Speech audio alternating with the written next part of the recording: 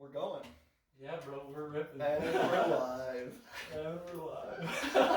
Dude, that's some wild shit. It is. It's so wild. Alright, so where should we go, Parker? Alright, so this is the first episode of the podcast. What are we going to call it, Calvin? You know, I was thinking flora and fauna. You know, would be an interesting name. You know, because you can kind of get that play with you know, the boys in Floro. Yeah. You know, we got our roots in there. I fucking dig that. Mm-hmm. So fucking here we got Calvin Berguin, fucking my bandmate and brother. Yeah, brother from another mother. It's Vergowan. Vergowan. All right, we fucking got there. At least you took a shot at it. I took a shot at it. You know? Didn't quite get there, but dude. So Parker, what do you got in mind? I know you've been thinking about this a lot. Yeah, a little bit. I don't know, man, dude. It's kind of interesting, you know. I feel like the pressure's on. The pressure's on a little bit.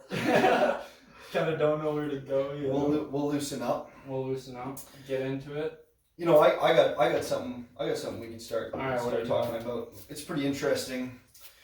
I heard about this like probably about a year ago. I saw a YouTube video on this, and I went back and I was like, oh, I think this is going to be a pretty cool thing to talk about. Yeah. If we get into it. So there's this fella. His name is Otzi the Iceman. Otzi the Iceman. Yeah. Right. I want to say Otzi. It's the O with two dots, so maybe it's like Otzi or Otzi or something like that. But Otzi, and yes, the Iceman. The Iceman.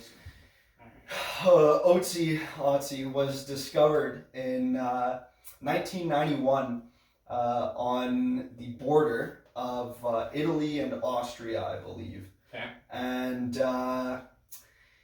he was killed about 5,500 years ago. 5,500 years ago, he was killed. Yeah. Okay. Now I say he was killed because he was shot in the back with an arrow, and the arrow was removed out of his body, and they were able to find a puncture through his jacket or his vest. I shouldn't say jacket, but you know, his garb. There was a little puncture in his back, and then, you know, internal bleeding in his chest. And the reason he is so perfectly preserved is because shortly after he died, within like a few months, this big like ice, I don't know, glacial movement, whatever you want to call it, covered him up. And he was perfectly preserved in this ice for 5,000-ish years. And this perfect preservation led to all kinds of discoveries within this guy's body. You know, what he had on him in terms of clothing, stomach contents, tools that he had on him, a pouch that he had. They were able to find pollen on the food that he ate that was in his stomach. And with that pollen, you can gather what time of year it was, and what kind of biome he was in where he gathered the food. And so he was also covered with, like, I want to say upwards of 80 tattoos. It could be more. Really? 5,000 years ago he had tattoos. Yes, but the tattoos are not in a, at least as far as we can tell, they weren't a cultural or any sort of tribal significance, anything like that.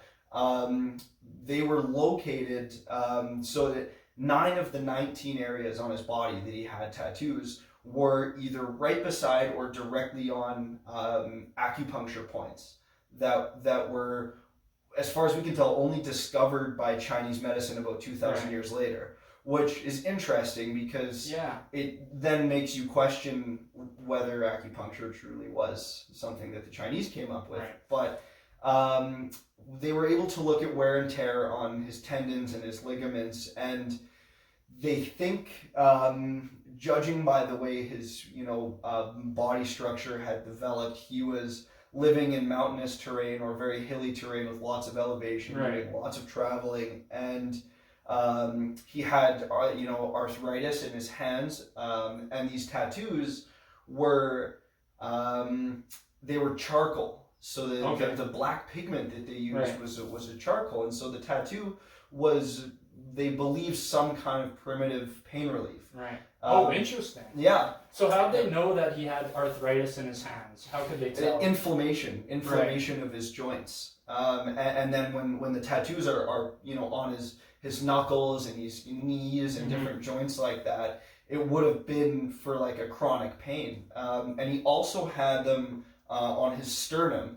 and that one is really interesting because he had a like a type of worm living in his stomach. I can't remember. Like a parasite. Yeah, I can't remember what it was, but they were able. This is really crazy. They were able to look at his nails, and there's a type of line. You know how your nails, they kind of grow from the base. And, yeah. It comes out of that one point. It's almost like rings on a tree. You can tell when a person is sick by lines on their nails. Yeah. And it turns out that Otzi was sick 3 times in the 6 months before he died. One of those lasting 2 weeks. And this stomach parasite that he had, he would have been using that acupuncture tattoo method to relieve the pain that was in his stomach, because they wouldn't have known at the time that he had a bug. Yeah.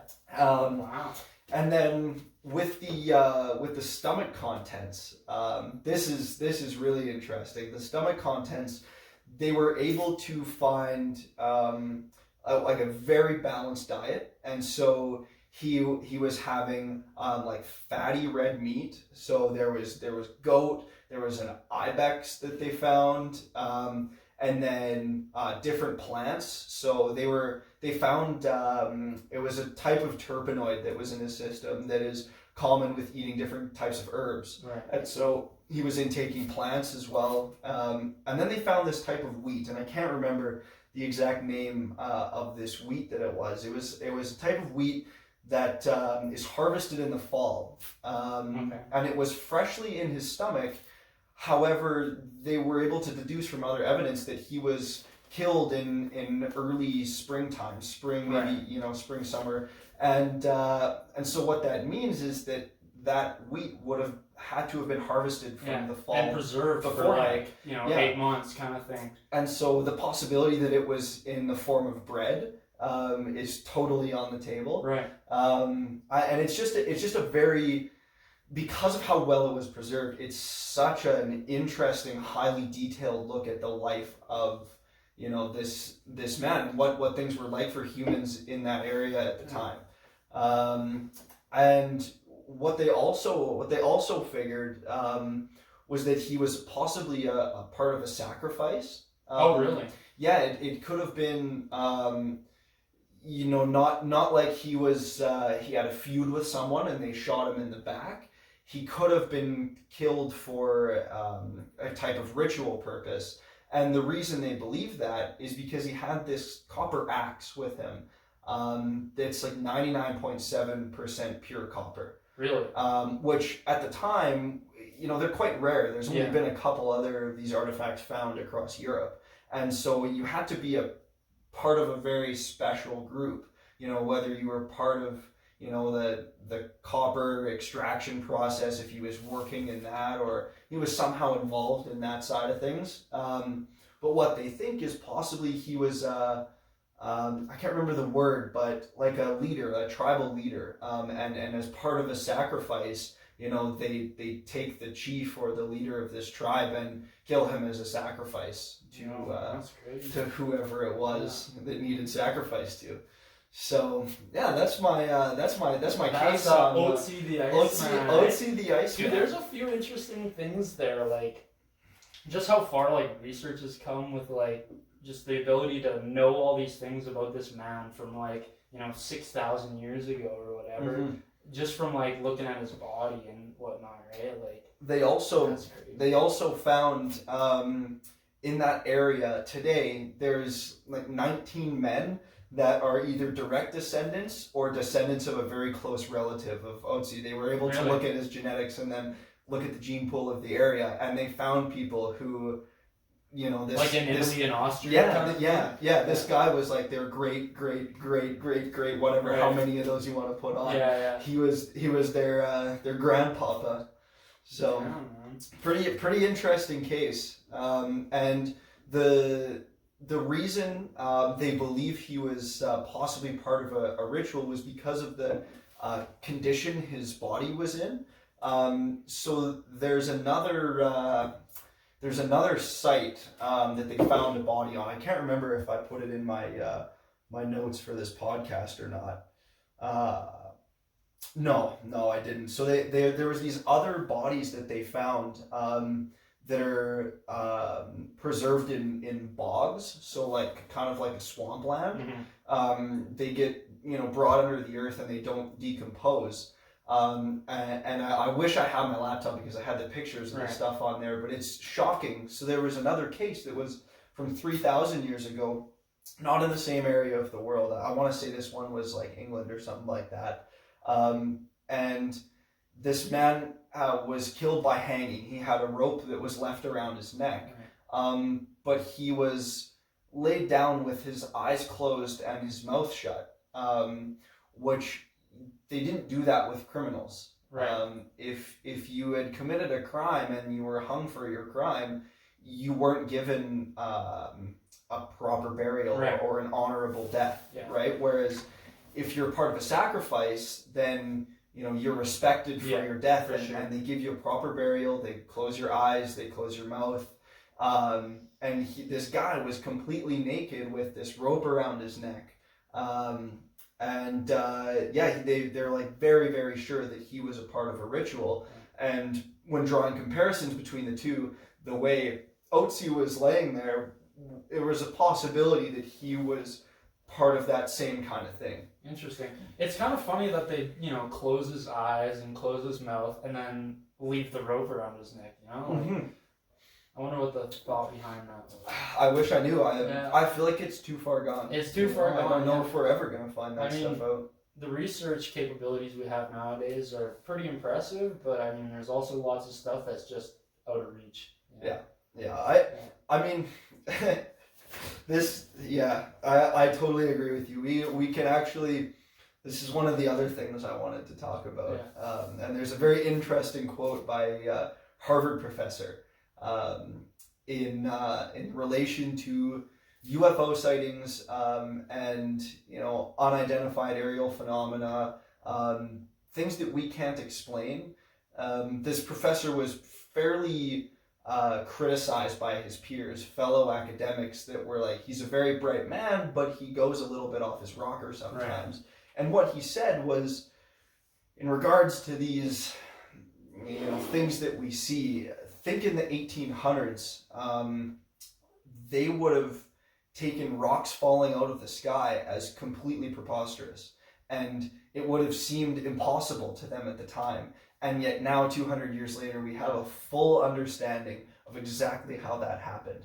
And so what's to say we're not now in the 1800s, and 200 years from now, we will have such a full grasp of those concepts. Right? UFOs it seems, what's going on. It seems completely foreign and impossible to us now, but it could very well become something that we understand through and through down the road. So pretty interesting stuff. Dude, that's crazy, man. Yeah, right? fucking. You want to talk about UFOs, Parker? I want to talk about UFOs, man. Have you ever had an encounter with a strange object? I don't believe I've ever witnessed aliens. I would say I've witnessed maybe something somewhat paranormal, but I'm not a full-on believer. Don't tie me to that. Yeah. But no, I don't think I've ever seen anything extraterrestrial. So you're a paranormal experience. Oh, you really want to get into that? All right. So I was with a buddy, and we had a couple of drinks, but I was fine. I'd say like maybe 3-4 drinks over the course of an hour or two. This was in downtown Calgary. We had just left this bar, and we were a little tipsy, but relatively fine. Not to the point where you'd be seeing things or anything like that. And we went to Prince's Island in downtown Calgary, and Prince's Island holds the name Prince's Island because of a fellow with the last name of Prince that lived in Calgary, 100 odd years ago.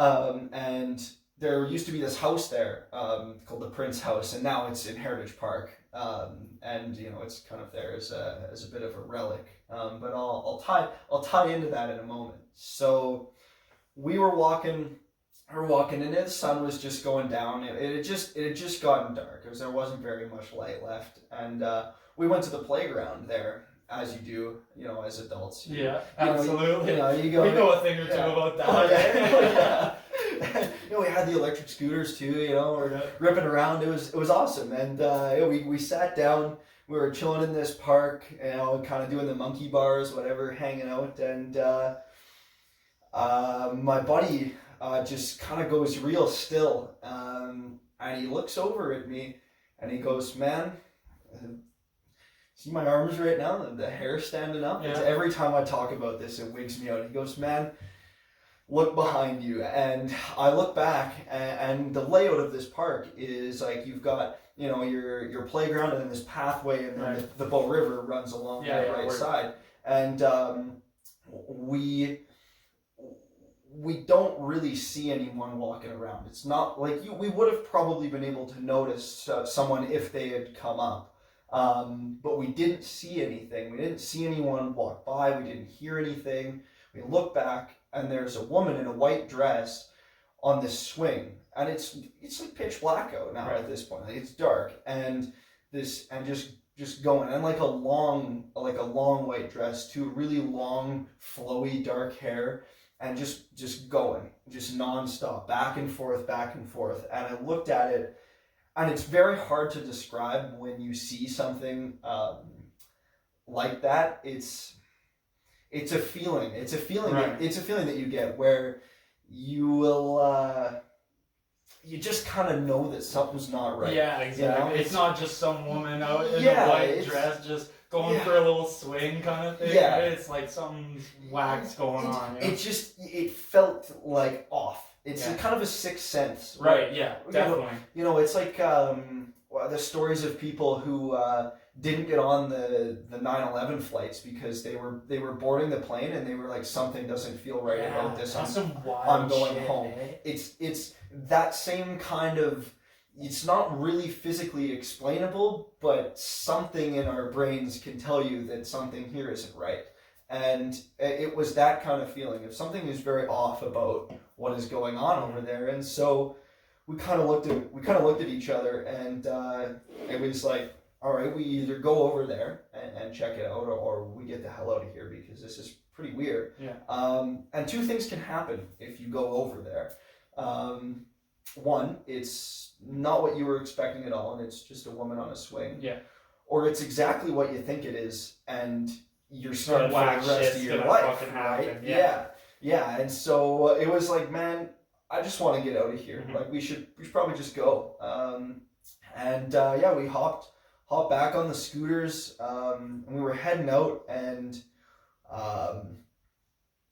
this one, it's hard to place as coincidence or not, but we did hear a very sharp woman scream, like quite close to us, maybe a couple hundred meters away in the bushes. There's nothing there, and it was just one very, very loud scream, and it was like, oh wow, that's really kind of not fitting the. Yeah. I don't like that. It was really nasty. But that one, I'm not going to put on paranormal. I'm just going to say that could have been a coincidence. Mm-hmm. If I put myself in a skeptic's perspective, I can say that was just a coincidence. But that woman on the swing, with the white dress, it was just off. And so we get out of this park. And we get back into downtown, and we kind of sat down, and it was like, I don't really know, what that was back there. That was a little weird, man. And I get what home. Time of night was it? This was like 11 p.m. 11 in the summer. In the summer, so right. It just kind of like it is right now. Maybe about a year ago. Yeah. And it had just gotten dark, but it wasn't like any 3 a.m. kind of shit. It was a little yucky, so we got home. And a little icky, sticky. Yeah, exactly. So Caden goes home, my buddy, and I went home as well, and I was laying in bed, and I was really uncomfortable. Right. I was like, I don't want to be alone right now, because I'm pretty wigged out. You're pretty wigged out. And like, I want to know if we're the only ones to see anything like this here, if Into Google, right? yeah, if we're alone in this, Yeah. and if there was nothing, I would be easier, to dismiss this whole thing. However, I got looking, and this is the part that really gets me. This prince fella, he had a whole bunch of wives, like 10 wives, 8 or 10 wives over a very short span of time, like a decade. And one of these wives was really quite young. She was 17 or 18 years old when she died. And this guy had like a ton of wives die on him. It was a total mess. This one wife who was quite young, and there have been dozens of reports over the last 100 years of a woman in a white dress being seen in and around the Prince house that In Calgary. aforementioned in Calgary. Oh wow. Yeah, and that's where it really got uncomfortable. And there's for like me. lots of accounts of this happening. Yeah. Whoa, Yeah, man, that's and wild shit. even still at Heritage Park, they're saying you can sometimes see a woman in the house, sometimes lights turn on, things like that, and that connection to Prince's Island where we were, that house used to be there, and that's where this woman would have passed away, and again, it's not conclusive, and I could, my scientific brain can look at that and rationalize it and say, we just didn't see that woman show up, and for whatever reason she was wearing a dress. Yeah. And, but there was a distinct feeling in seeing that was very off, and then when I looked it up and saw that, other people had seen a woman in a white dress, and this is over a long period of time too. Right. This is not like just that summer. It was like over decades. This stuff had been reported by multiple people, and that one was pretty nasty. And that took me about 4 or 5 days of like thinking about it for all of my waking hours, being like, because I was not a believer at all. Right. I'm not that guy. I'm not that guy. You're not that guy. No. I'm not paranormal guy. Right. But I also know what I saw, and that was more than enough to make me really question my stance on whether we do have the whole picture of maybe another dimension of. Well, I think definitely we don't have the whole picture. Like we've only got 5 senses, and there's a whole fuck ton more than that going on. There's a lot going on. Right? Like, Absolutely. But yeah, what about you? Have you ever had anything like that? You ever? I don't think I've ever had any like paranormal, no spirits scenarios or no UFOs or really? nothing like that. Nothing. Like, I don't know. I'd like just to a big, think that big I have. skeptic. I mean, I've had fucking situations that made me spooked, right? But like, I don't think it's ever been like what actually happened there. I have no clue. Like, I don't know, man. It's weird. It is weird. Sure. It was a very interesting thing for me because I had gone my whole life as such a doubter. It was like when the atheist gets spoken to by God. Yeah, exactly. And it's finally that evidence that you've been asking for this whole time. Like I'll believe in it if you can prove it. Yeah. And then it happened to me, and I was like, wow, I was really wrong about this. Yeah, for sure. So like today, after that happened to you, you feel like there's some like ghosts and shit, or some like whack shit going on. Like, where are you at with it now? I would say since then I haven't really experienced anything. However, there are a lot of people, people that I've talked to who are, I guess you could say, spiritually in touch. People who, friends of mine. I know this girl who. She was telling me about being a kid, and she grew up in England, and she had a friend's place in this town that was like 1,200 years old, and so very, very, it was like an 800-year-old home, and she said in the 800 years? Yeah. Holy a very, very old home. Yeah. Like what does an 800-year-old house even look like? Like, how is that shit still standing? Really short ceilings, because people in England were small 800 years ago. Yeah. That's one notable thing about those old houses. Well, like the average height of humans over time has just steadily been going we're up. going right? up. Yeah, I feel like it's gone more than steadily. I actually think it's a little bit exponential. Yeah, exponential. Yeah.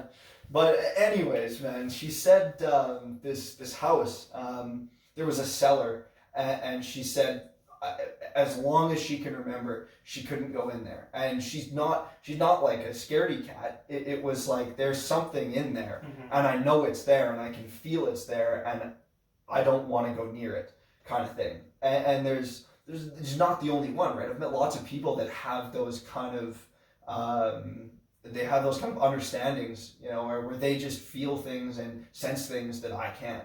And I would like to put the benefit of the doubt in some of those people. Yes, there are people who BS about it, for sure. Definitely. But I've probably more of them than there are. Right? Yeah. But I've had very honest conversations with people who I know, and I think what makes that different is it's not someone who is taking a story to the news and doing it for attention. Right.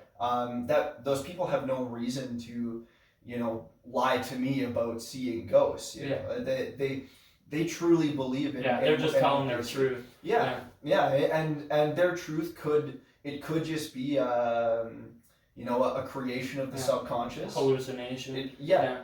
No, I mean, you and I have talked about that before. The brain is not as reliable as you think it is. And I mean, lots of people don't realize how many flaws they have in their perception, right? I mean, that's something that's so interesting to me that, like, you know, our senses, we rely on them so heavy, but they're not exactly super reliable, you know? Totally. Yeah. And if you want to believe in something, you can probably find a way to believe I mean, if you're searching for something, I mean, given enough time, eventually you're gonna find a way to, you know, make that make sense in your brain. Oh, right? This is conclusive. I finally found it. Yeah. If you're looking for it, you're gonna find it. Yeah. So, I don't know. The paranormal world is. I think to go way back to your question that you asked me, where am I at with it today? I would say I'm an 80% believer. 80% believer? Yeah. Interesting. Yeah. I don't know where I'm at with it because I don't know. I feel like I've never had anything happen to me that would just, you know, send me over that edge where I'm just like, oh yeah, for sure, you know, like I'm definitely not a skeptic. I think that I don't know what's going on, and for me to decisively say that, oh yeah, there's no way any of that exists doesn't make sense, right? But yeah, no, until something like that happens to me, I'm just 50-50, you know? Yeah. So you were telling me a little while ago how, what was it exactly you said? Something about the population of wolves and rabbits going this, right? Because as the rabbit population increases, the wolf population increases and the rabbit population decreases, and they kind of balance each other out. And so that's kind of the way every ecosystem works. And right now, the human population is increasing at an exponential rate. But at some point, we're going to taper off because the Earth can only handle so much of our consumption, right? Where do you think that point is? You know, that's a very interesting question. Because I don't think very many people can agree on what that answer is. Right. I've heard the term 11 billion thrown around a lot. 11 billion. I don't know. I would like to know that. I would like to know the rationale behind 11 billion. Yeah, me too. I would guess it's probably a food thing. Yeah.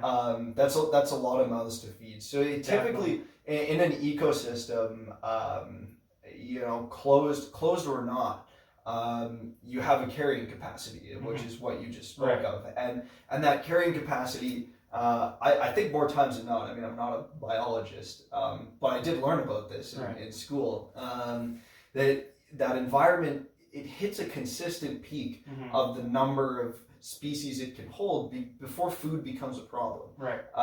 And if you have all of these things that, you know, they take up your whole food supply, then the food supply is gone and the population starts to go hungry and it declines, and then there's more room for the food to grow, and that's that whole cycle. And so that 11 billion thing, it could be food related.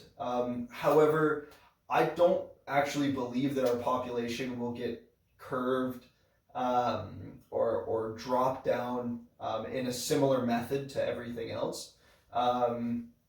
when you look at that carrying capacity, that's one way. That's one way that it could happen. Yeah.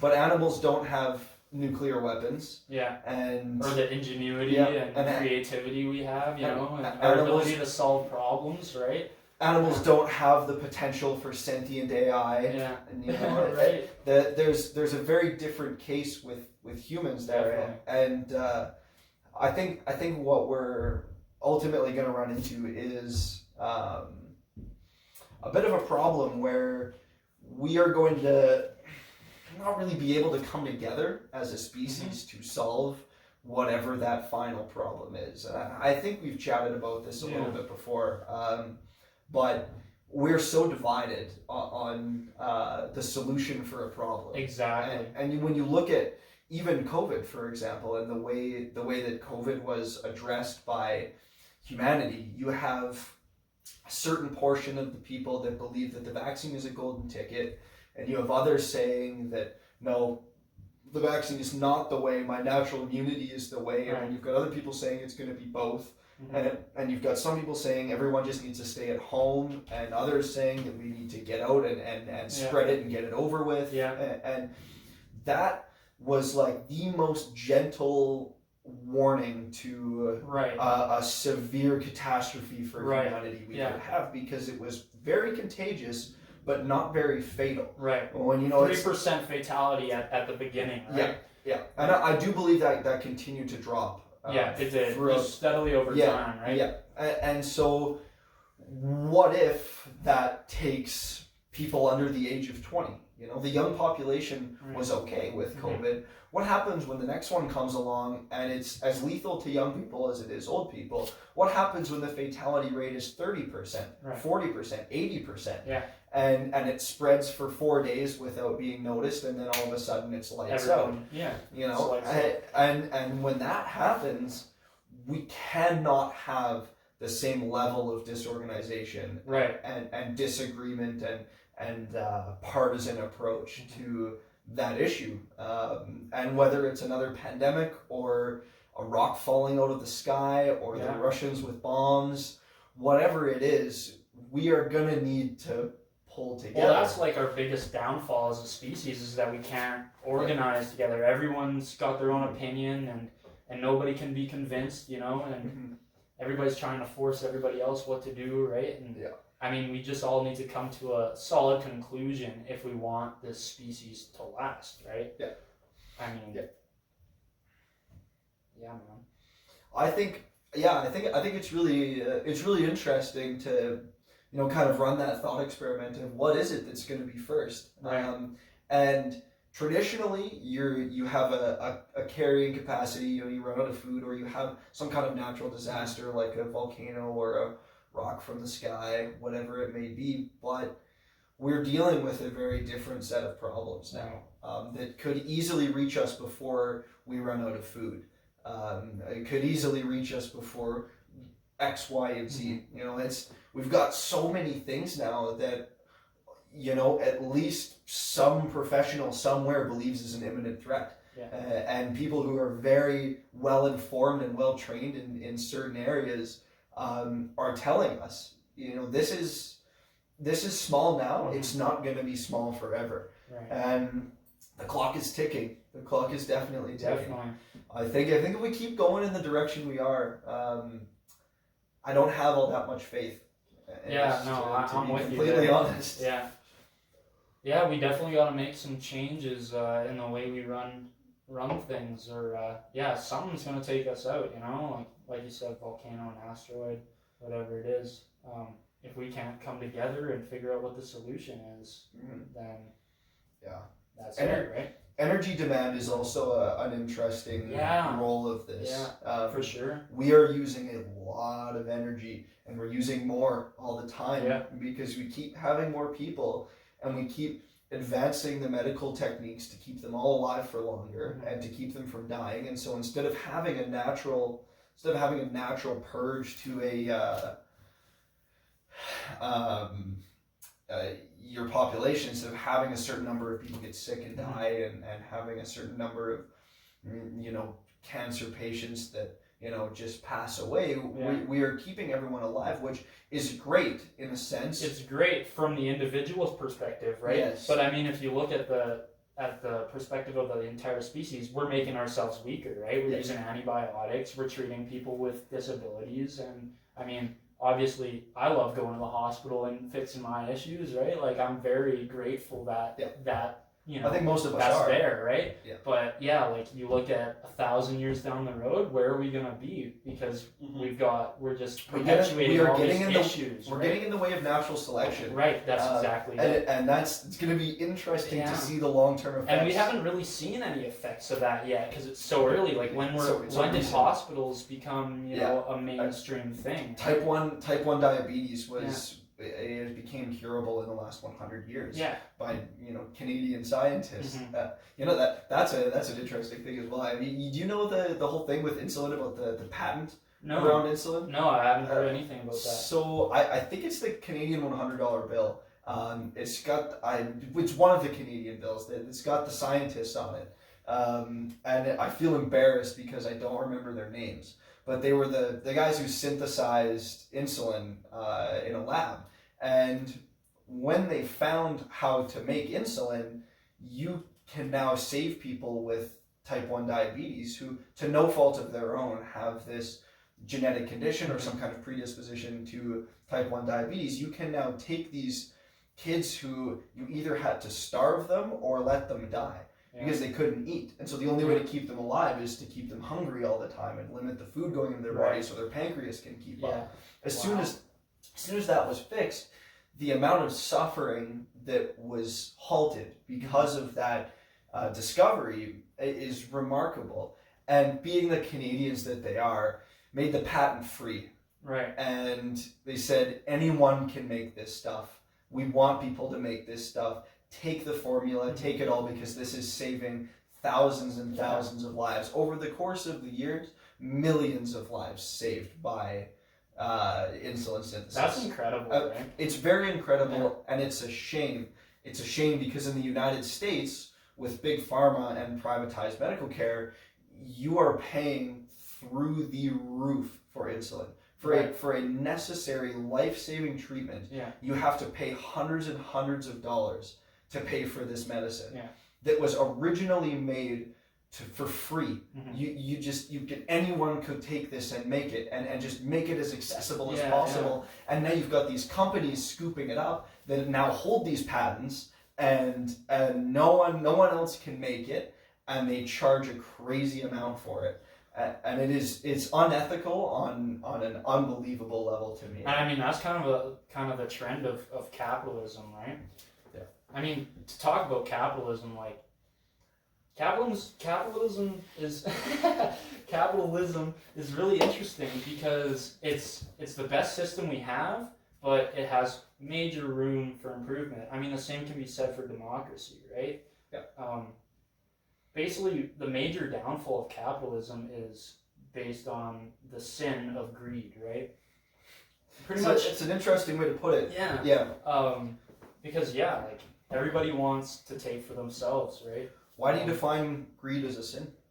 Well, I mean, I can't remember exactly. It's part of a list, right? You got like lust and greed, and there's all those other ones. I can't remember what the list title is, right? But something to do with religion, I believe.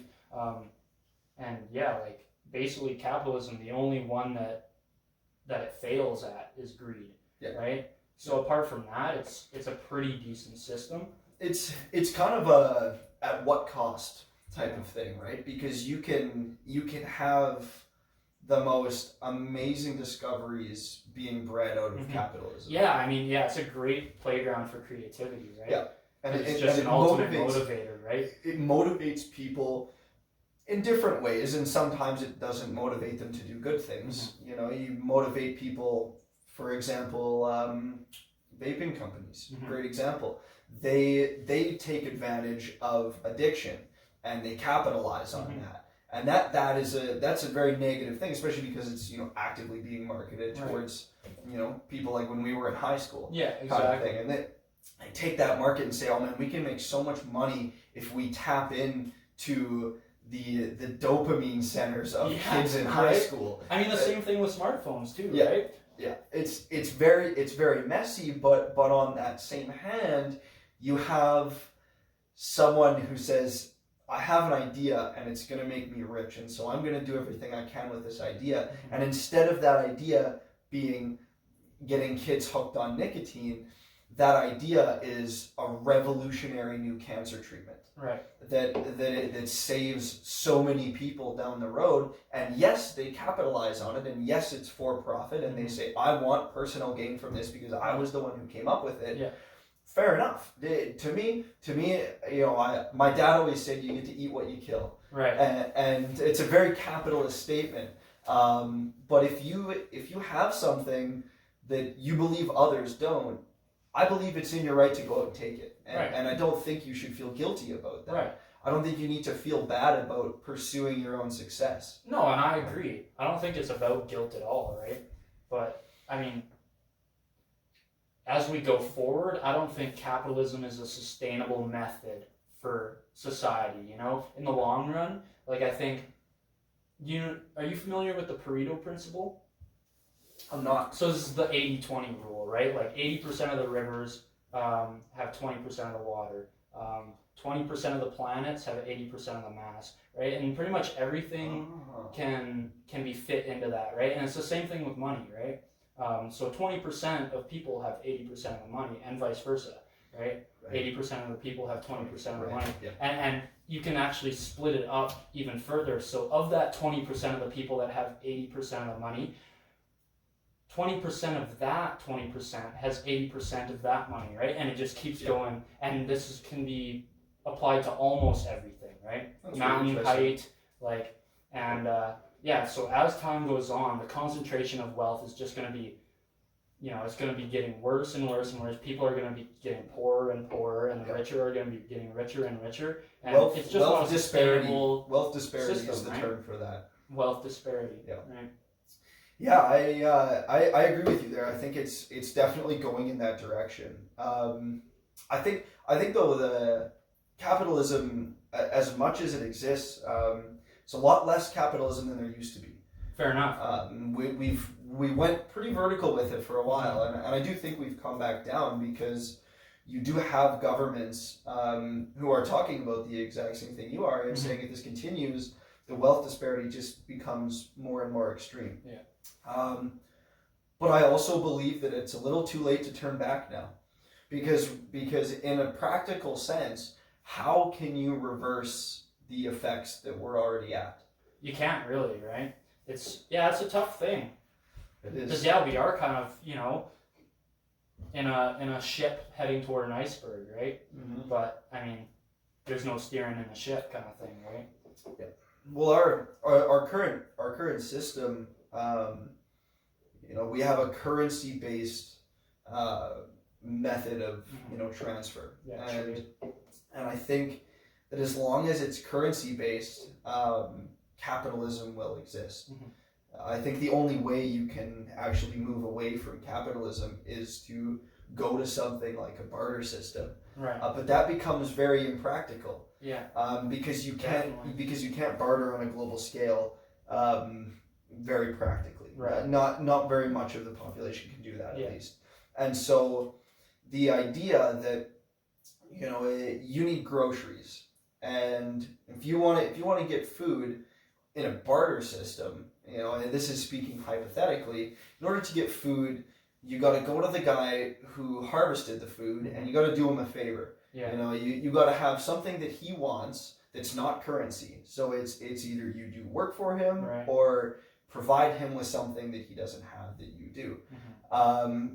And that becomes less and less practical the more complicated your life is. Right. And so you've got so much time to do all your things for the man from the grocery store to get your food, but then you also wanted to get medical treatment, and the doctor wants part of his, use me as an example, he wants his electrical work done in his home, right, and so then you spend your time on that, but then you also want a vehicle, and Mhm. so in order to get your vehicle, and so on and so on, Yeah. and so the And more then time becomes the Yes, currency, right? yes, and the more things you add on to that, it just becomes more and more difficult and more of Yeah. a challenge to actually acquire the things that you want. Right. Like I said, currency-based capitalism is the best system we have so far, but I don't think it's the best system that is possible. Yeah. You know. So what is your theory? Well, then? I mean, What do like you my think mind, it is? like I'm not a socialist person politically, but my mind goes towards socialism, right? Like instead of everybody working for them for themselves, everybody's working for the greater good of everybody. And I don't know what that looks like. And because capitalism is so prevalent, I mean, greed's going to sneak its way in. That's why I don't think true socialism is not possible, at this time, to say the least, right? But I think if we could actually nail down, everybody's working for the greater good and everybody's working together, I think that's ultimately the system that will take us the farthest. Do you have a counter then for the idea of stagnation in a system like that? I'm not familiar. When the doctor makes as much as the garbage man, he's not going to become a doctor because it's not worth the 12 years of hell in school to become a doctor when you get treated ultimately in society the same as the man who picks up the garbage. Yeah, I mean that's a difficult thing, right? Yeah. I mean, yes, what a difficult problem. Yeah. No, I mean, and that's definitely the thing. Like nobody wants to do the hard jobs when everybody's treated equally, right? Yeah. And people have to do the hard jobs or society doesn't work. So, yeah, it's definitely. It really to me seems like something that I just don't have the answer to. Yeah, I can identify the current problems, but I can't provide a solution. Well, and that's the thing, that nobody has a solution yet, right? Yeah. I think JFK has a quote along the lines of voicing a problem without providing a solution is just complaining. I mean, that's fair enough. And it's pretty true, and that's kind of what I feel like right now, because it's very easy for me to point out all the problems with what's going on. But with something like this, it's so challenging to actually tell what the right way is. It's still interesting to talk about, I feel like, though, Definitely. Do you think that there's a solution out there for a sustainable society, or do you think that we're just stuck with capitalism and that's all there will ever be? Because like you said, socialism has so many issues, like stagnation, like you said, right? But do you think there is a system that could exist that would solve all these issues? I would have to think so. If you go into a little multiverse theory with me for a second, anything is possible. Yeah. Somewhere out there is a universe that's very similar to ours, almost the exact same, but somewhere along the lines they figured out a political system that works perfectly. Right.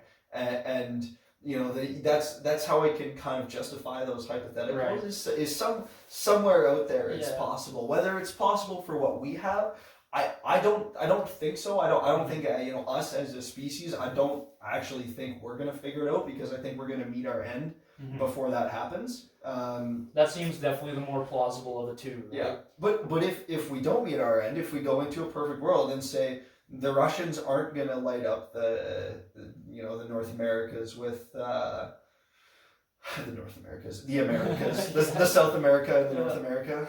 Dude, you ever seen Miss South Carolina? No.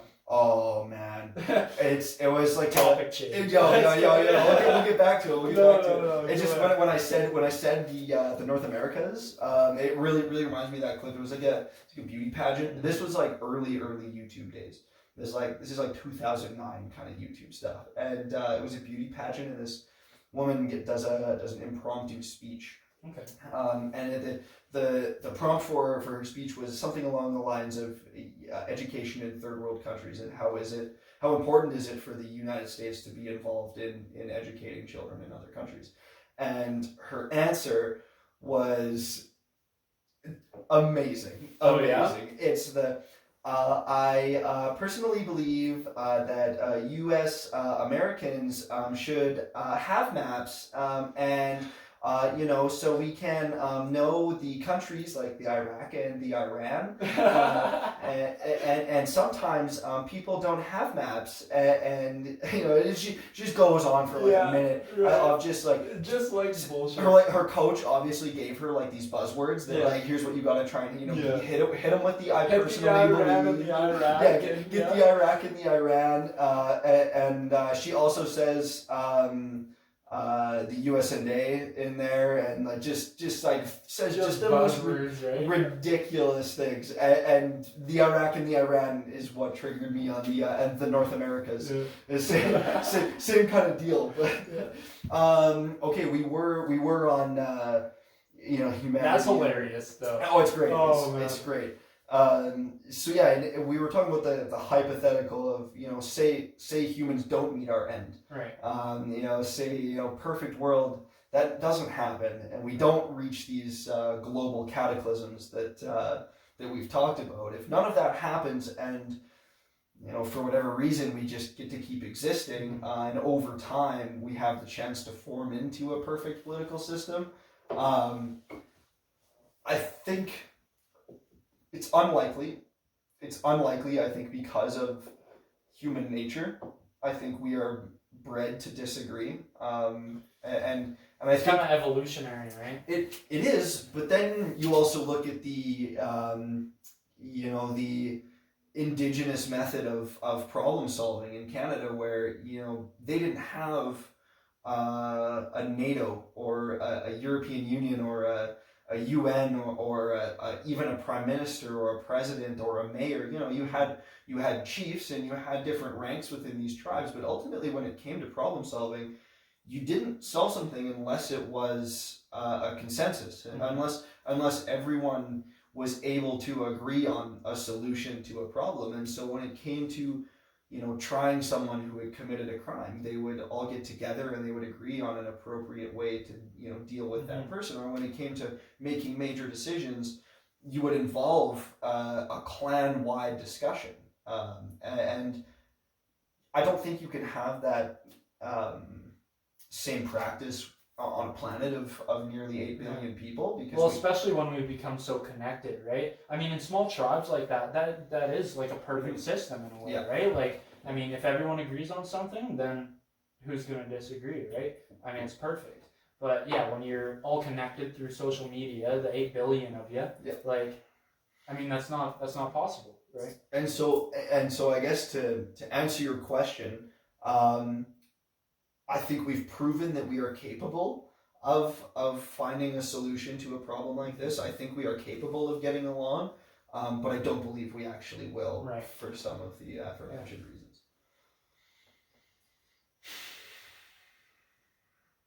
It's interesting because at some point, the scale of civilization, right? We started off as small tribes, and over time we, our groups got bigger, and now we're in cities of, like look at Tokyo, like 37 million people or whatever it is, right? Tokyo's got at what point does the scale become so large that an option like that doesn't become possible, because 37 million people can't communicate with each other effectively. It's impossible, right? No. That's where the role for governments comes in. Right, exactly. So I wonder where that point is when it flips from feasible to not feasible, Yeah, I'm not sure. Yeah, I'm not sure. It does beg the question though. I wonder when that happens. Because it is possible. It is possible, but I think in large numbers like that, I don't think it's very practical. Yeah. Crazy stuff, man. Crazy stuff, man. Do you think we'll make it to Mars? I do. I don't necessarily think we're gonna have the idealistic version that Elon Musk has given us. I think there are some pretty huge challenges that are massively understated when he talks about those things. But I do think, yes, we are going to get there, whether we send humans or not. I mean, we've got rovers there. We've sent some stuff.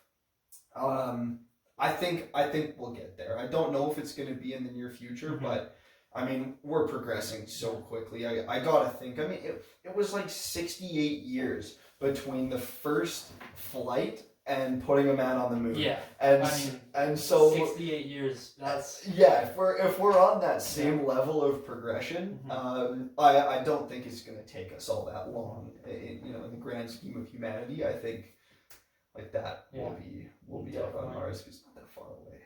What do you think the biggest challenges are in becoming a interplanetary species? I think atmosphere is a huge one. We don't really have planets in our solar system that have a similar atmospheric composition and pressure to Earth. And temperature, obviously. Well, temperature.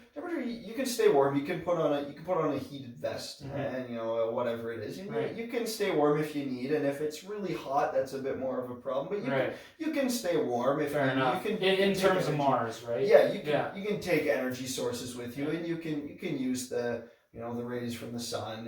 You can harness that, but what you can't harness is a lack of oxygen in the atmosphere. Definitely. And you can't harness a thin atmosphere that has way less atmospheric pressure than Earth, where our bodies have accustomed to keeping our bodies under atmospheric pressure at all times.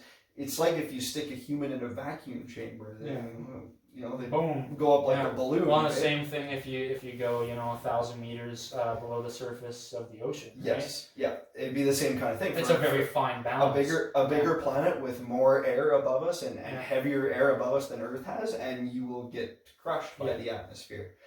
Your eardrums will blow and that sort of thing. And so I think atmosphere is a huge prerequisite for that to happen, because you can't live. I mean, I guess you could. This is the thing. It seems crazy to us now, but in 200 years, they could very easily have all the technology, it takes to build a full-on modular city on Mars where you never have to experience the atmosphere. And you could have very intelligent ships of robots that go up there, and instead of sending a human workforce, you send up a mechanical workforce. That these robots are faster and better at problem solving, and everything. They're better at building anything than humans could do. And so if that's a possibility, then I maybe don't see that being such an issue. But I think under our current standard of technology, what's available to us right now, I think a lack of atmosphere is a huge problem. Definitely. We need oxygen up there, and oxygen can be hard to get, which plants thankfully provide. So if we can figure out how to grow plants on there's a lot of carbon dioxide, so if we can figure out how to grow plants there, maybe that's a potential solution. But I believe there's lots of ice on Mars, if I'm not mistaken. On the one end there. So you got water, right? It'd be a little bit of a pain to have to traverse the entire planet to go get water, because it's one ice cap. But there is water there, so you probably wouldn't have to take it with you, but it would be kind of a bitch to get it accessible. Mars, I don't think Mars is our best option if we're gonna put resources into interplanetary living. I think we'd be better off using Mars as kind of a pilot, and maybe ringing out some stuff. A little gas station. Yeah, exactly. Like a beta program on Mars. But I think really, if we are going interplanetary, I think we are going to be a spacefaring species where we can build self-sustaining civilizations that don't require a body of mass, that don't require a planet to live on. And I think that will most likely be what it is we go for. That's interesting. I never thought about that before, but that actually makes a lot more sense than. Well, you think of the resources it takes to send all that stuff up to Mars. Why not just do a little more research and keep it in space instead, right? Or have a destination in mind. And you have a last-ditch attempt at humanity and say, look, we got to get off this planet. We're killing ourselves. And if we're not out of here in the next 5 years, we're done for. Yeah. And so you build this massive program where all of humanity now understands that this is the problem that we need to solve. Yeah. And you really focus on that, then maybe you can aim for a planet that, you know, we figured out, we will 100% be able to look at planets very, very far away and say, yeah, we can go live on that one. Yeah. There's nothing there. No one's living on that. There's no heat being generated there. We can go to that planet. Let's aim for that one. It'll work for us. Yeah. And then, you know, go through that whole process and, you know, shoot for the stars. And that's going to take a very, very long time. Definitely. Nearest star is 4 years away at the speed of light. Yeah. 4.5. And that one doesn't have habitable planets around it. Yeah. And so we're going way further than that, and we're not going at the speed of light. Yeah. We're going to be in space for an unimaginably long amount of time. Multi-generational trips. Right? Absolutely. Yeah. Man, that's crazy to think about. That is crazy to think about. Sure. And they're gonna look back and be like, remember those monkeys that were living in the early 2000s when they came up with the internet? Yeah. You know, oh man, like, yeah. I guess that was 90s. Once you start thinking, you know, big picture, far ahead like that, it's just like it does your head in kind of thing, right? The other thing I want to say is like the thing that surprises me the most is how there's so much conversation about Mars specifically and interplanetary species and all this, but we haven't even put anything on the moon yet. Yeah, sure. We went there once to dunk on the Russians and say, "Yo, what's up? We've been on the moon," kind of thing, and we haven't really done anything. Actually, it was a green screen. Yeah. I mean, if you want to get into that, I mean. No, I don't believe in the false conspiracies on that one. No, I don't think I do either. But I also don't think I know anything. Like, I haven't looked into it deep enough to make an actual. I don't think this is really interesting. I don't think the evidence is good enough to say that they did it, but the rationale behind why they would do it is maybe the most bomb-proof conspiracy rationale that I've ever heard. Yeah. If you're thinking from the perspective of the Americans, if we can fake this, if we can pull this off without actually going to the moon and make the entire world believe that we beat the Russians, think of the advantage that provides in the Cold War, which is what this was all about. Space race in the heat of the Cold War. The rationale as to why the moon landings would be fake is very convincing. Yeah. The evidence as to whether it actually happened or not is not very good, and I don't think it was fake. Yeah. But I could very easily understand why they would do it. I mean, I can see both points of view, you know? Yeah. I'm not really, like, looking to do an 8-hour deep dive on the moon landing, right? Just to end up with, like, the same shit all the other people have on it. Right? You know, I think it's definitely possible that, you know, either it happened or it was fake. I mean, both are possible. Yeah. I don't know. Did you ever watch Apollo 13? No, I haven't. That's a very good movie, but it's a true story. Do you know about Apollo 13? Is that the one that blew up? It didn't blow up. Oh, that's Challenger or Charger or something. Yeah, Challenger did have a little boo boo there. Yeah. A little boo boo. Yeah. Yeah. You know, whoopsie. But no, Apollo 13. They had some kind of mechanical failure. It was an air filter thing, I believe. It was a long time since I watched the movie. But I think the movie is quite true to the actual incident. It was some kind of oxygen air related thing. Right. That you know, if they didn't fix, it was dying to the lack of oxygen in the vacuum of space. Yeah. Suffocation. And they called down to Houston. We have a problem. Yeah. And these engineers on Earth took all of the things that these guys would have had. They took all of the items that they would have had and said, how can we solve this problem with everything that's here? Yeah. And they were using duct tape and socks and like all of these crazy little objects that they had gathered up. And you're like, this is what they'll have up there. Here's what they got to do in order to patch a temporary system to make it safely back to Earth. Yeah. And they succeeded, and everyone survived. Wow. And they got back to Earth, and it is crazy. Wow. It's such a cool story. Sounds like a movie you gotta watch it. And it's Awesome. Tom Hanks. Tom Hanks just murders as he always Tom does. Hanks, yeah. You can't, that guy doesn't miss, right? Yeah, he honestly never does. I just watched Captain Phillips for the first time a few months good. ago, and that movie is good shit. That one's, it's like you gotta kind of snap out of it after the movie. Definitely, like, to remind yourself that what you saw was a true story, but you were watching a reenactment of that. It's so real. When you're watching that film, it's like, wow. It's very convincing, right? Do you know anything about the coordination of the sniper shot off the back of that boat that those guys made?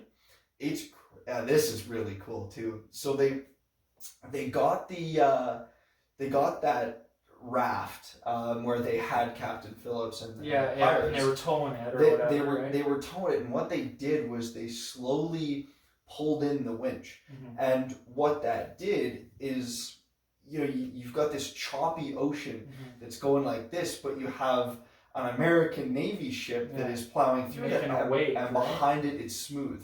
And so they pull it into the wake, where now you don't have this random chop. You've still got a little bit of movement, but you don't have this, definitely more erratic bounciness from the ocean. So that was super smart, number one. I don't know if that was a planned procedure or not, but whoever came up with that, damn good idea.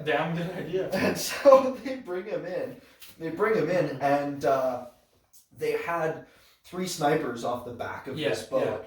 And they're all linked through their comms. And they had to coordinate all 3 shots, right? And they had to wait for the perfect time where all 3 of the pirates were visible. And and to figure out that there are 3 pirates on board, and that whole process of negotiation, and when they got that pirate and made him think that he was going to be able to come negotiate with them on board, and then they just we'll get you your money, and then 3, 2, 1, bang, all of them are done, and Tom Hanks is sitting there in that boat.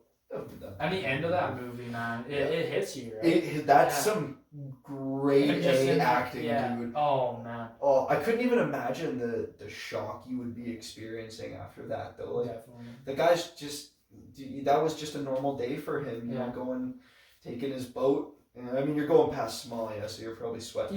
Sweating a little bit, but I mean, to go your whole life doing the same thing, and then all of a sudden you're in a raft with 3 Somalian guys and no clue where you're going, what they want, where your friends are, what's gonna happen. That would be so traumatizing. Yeah, I couldn't even imagine. Oh man, pretty wild. Man.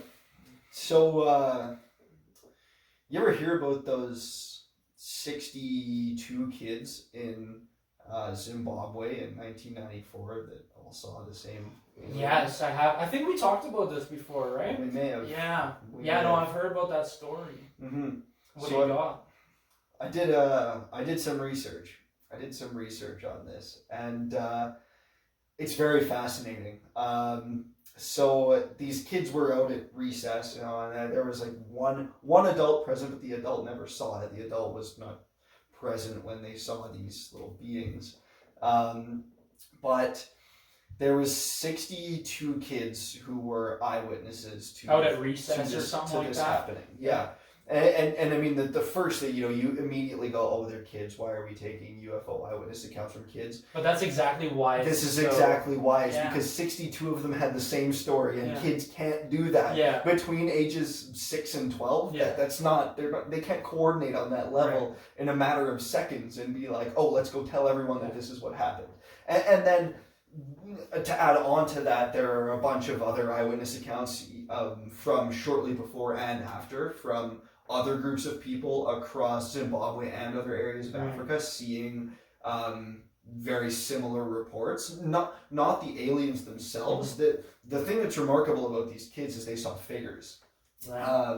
And most of the children reported these figures, wearing black, and being kind of short and having big eyes that were in a strange place on their head with, like our typical depiction of aliens, like almond-shaped heads with the big eyes. they kind of described them as that. But a whole bunch of these kids came back with the idea that the aliens had communicated with them telepathically with the message of environmental concern. Right. Um, Protect this planet. Yes, yes. And there was no physical communication there, but yet they got this message from these aliens, which is really crazy to think about. You know, it's one thing to see them, it's a whole other to have an interaction with them like that. And there was a doctor, and this is the guy I mentioned earlier, that Harvard professor, who got involved in this, and basically said, you know, we got to believe these kids. Like, just because we don't understand this does not mean that it never happened. And that level of detail, I just don't know if it can be explained. Like, it's not conclusive evidence, but it's very, very specific in terms of what those kids saw. And with that many of them speaking at that level of specificity, it really makes you wonder what that was. Yeah, no doubt. And this kind of leads me into another point. We can come back and talk about this, but it was another researcher. He was in psychiatrics at Stanford. Can't remember the dude's name, but this is another very cool story. He did some research on this little fetus. I've got the name of it here. Let me find this real quick for you. Let's see. Oh yeah, the Atacama skeleton. So this was found down in South America, and he had done work on this little. It was a fetus that's, you know, only about this big. But it had all these deformations. Like, it had a very oddly shaped head that looked very alien-like. And it was missing ribs and had all kinds of strange things about it. And people had kind of thrown up the idea of, well, this is so unlike a human fetus that it might not be a human fetus. Right. And they dated it to like the 1970s that this thing was. Oh, 1970s. Yeah, so it's fairly recent. It's not like these crazy 3,000-year-old remains or anything like that. It's fairly within the last 50 years.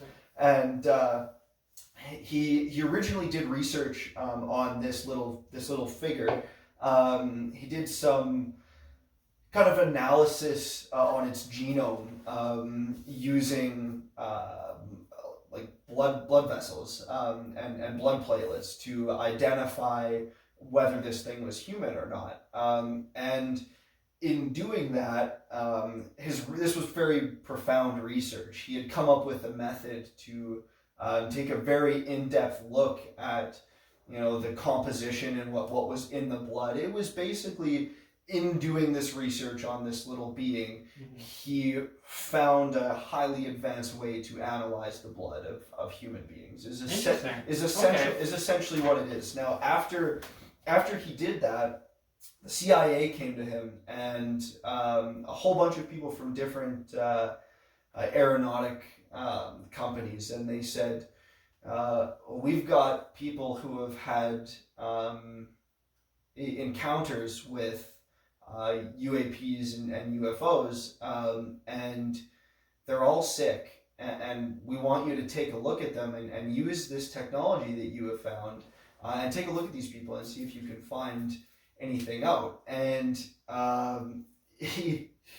in getting involved in this work, he did MRIs on their brains, and he found it's a white matter that is commonly found in MS patients. Okay. Where it's not exactly the same stuff, but it looks a lot like white matter. And what white matter is in MS patients is where the immune system attacks the brain cells, right?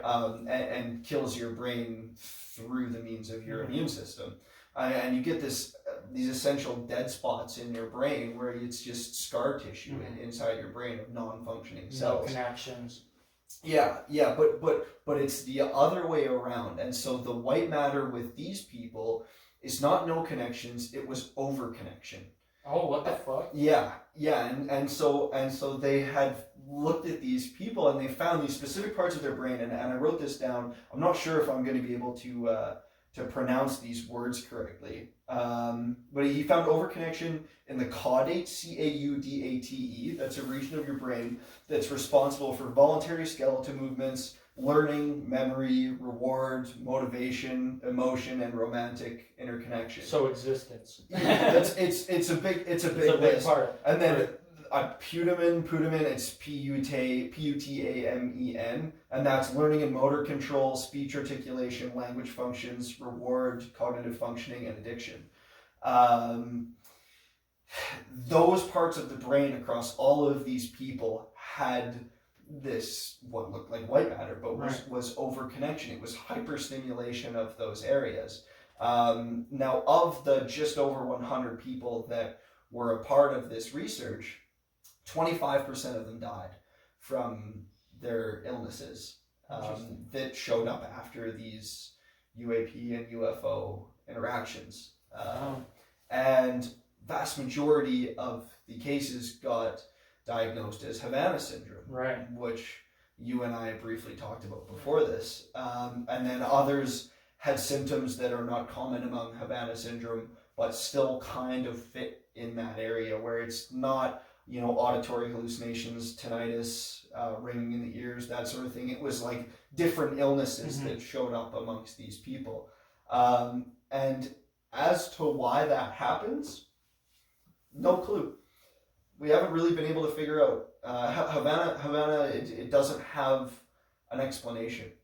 The U.S. government officially put it on attacks. They said this is a form of attack on government officials, and someone is deliberately doing this. Interesting. But the evidence doesn't really confirm that, right? It's not like that can be taken as full truth because we don't really know.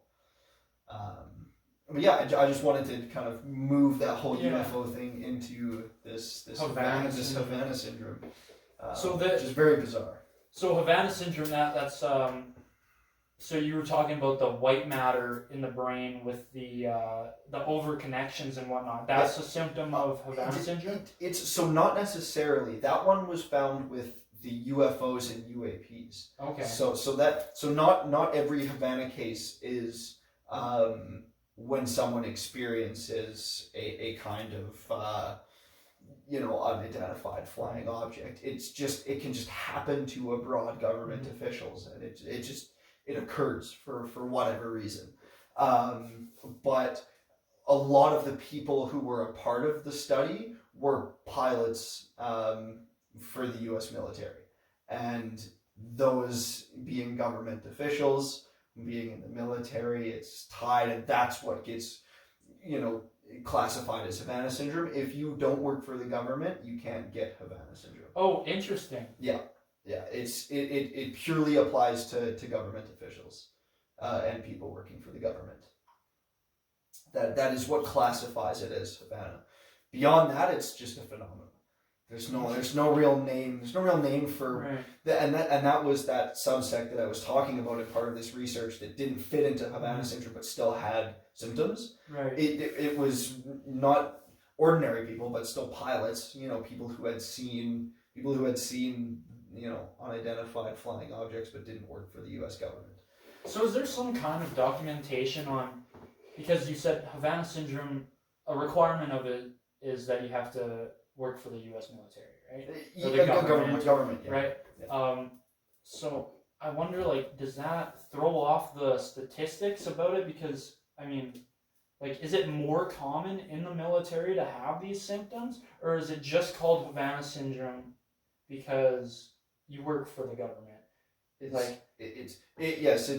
more prevalent. It's statistically higher among government officials where it's like this strangely high rate of government officials end up with this with these strange symptoms. When you look at people who just move to other countries, they don't all get tinnitus, but a bunch of government officials do. and it's very bizarre. And there's been books written on this. Yeah. And mind you, I did maybe 30 minutes of research on this, and so I'm not speaking from a point of an expert. There have been books written on this. There are people who know a lot more about it than I do, and I would like to learn more. Because it seems like there's a lot of depth and a lot of maybe potential theories around that. I did some looking on the Wikipedia page, but you got to get worried a little about fringe theories on stuff like that, where you're dealing with an open source internet page where anyone can write anything. Can just, It's pretty easy for someone to go in and say it's the Chinese government, and this is Havana syndrome has an easy explanation. It's the communists. It's so easy for people to do like that. So I didn't really get that into the potential theories for it, but from what I understand, it is remained unsolved. They don't really know. They don't really know what it is. It's very interesting. I gotta take a piss break. Yeah, bro. Me too. Alright,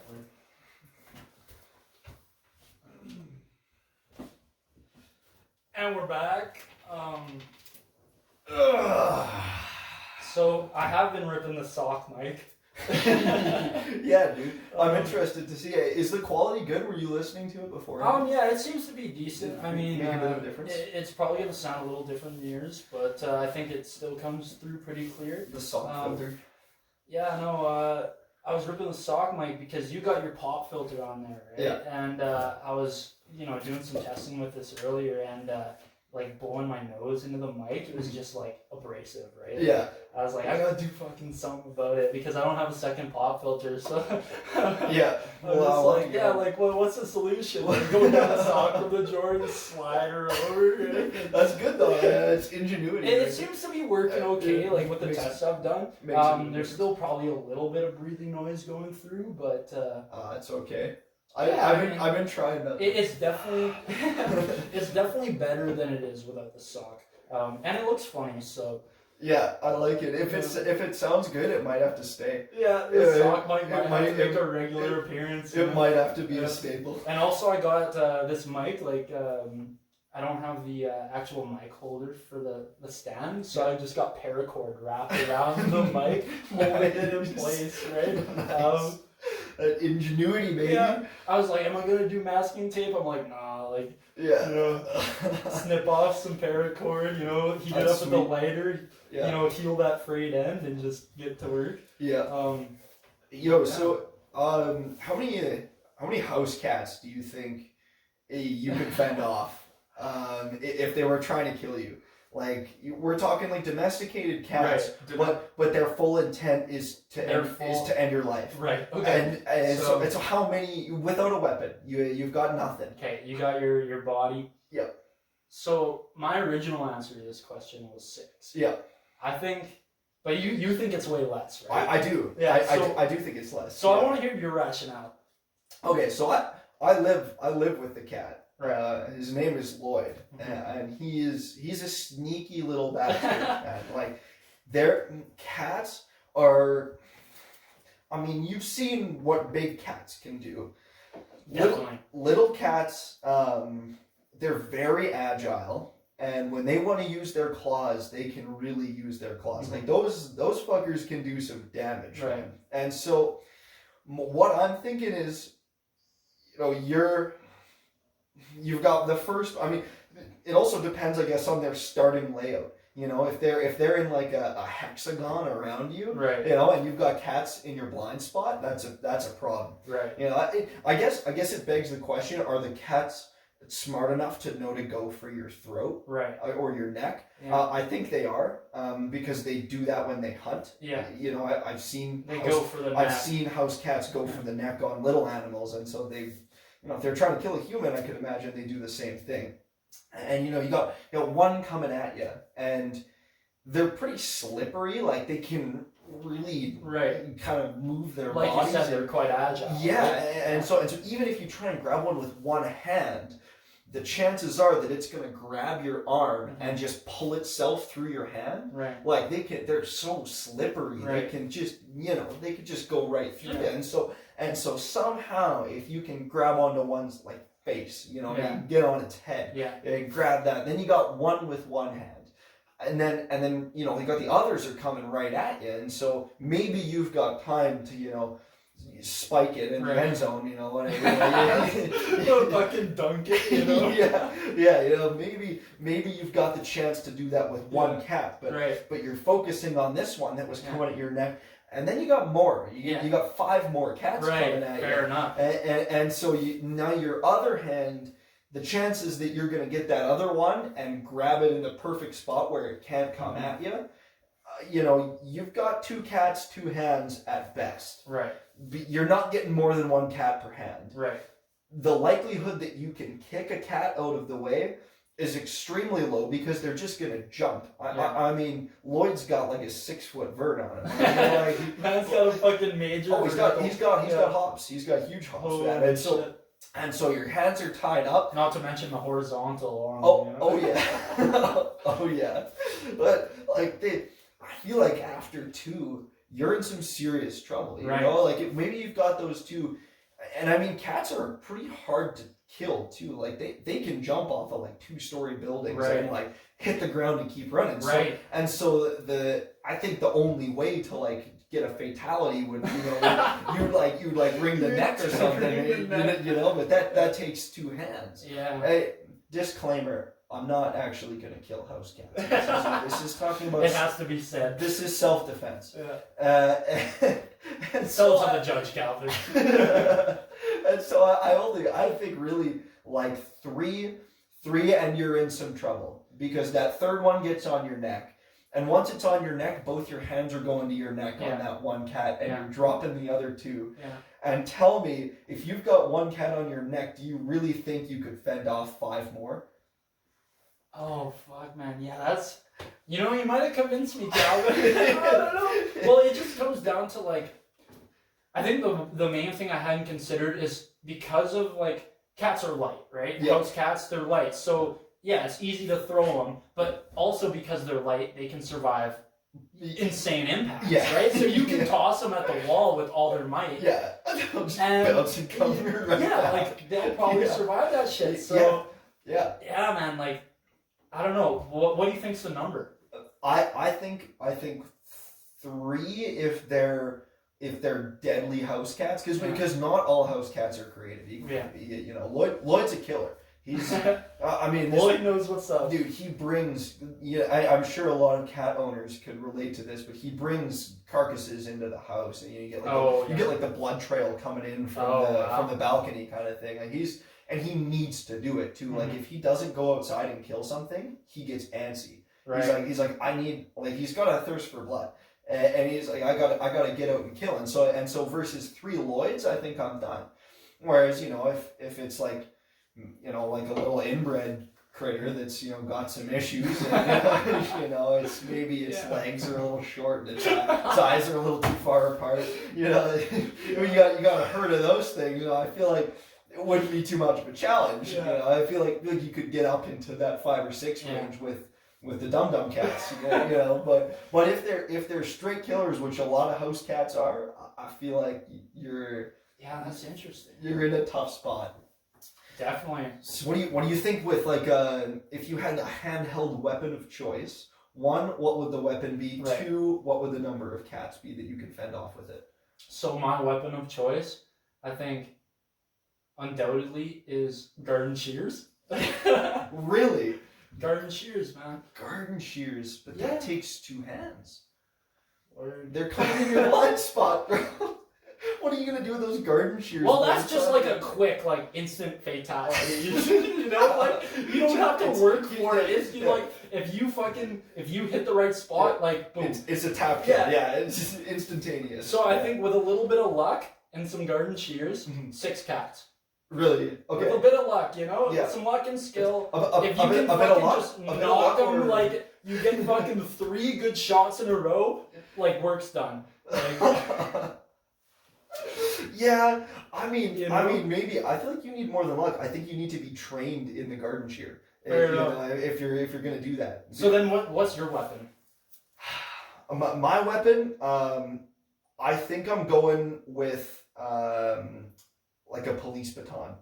Word. like a blunt force, because that'll kill. Baseball bat. Baseball bat's too heavy. Right. Not maneuverable enough for house cats. Yeah. You're not hitting very many house Yeah, cats. that's with a fair baseball actually. bat. Yeah.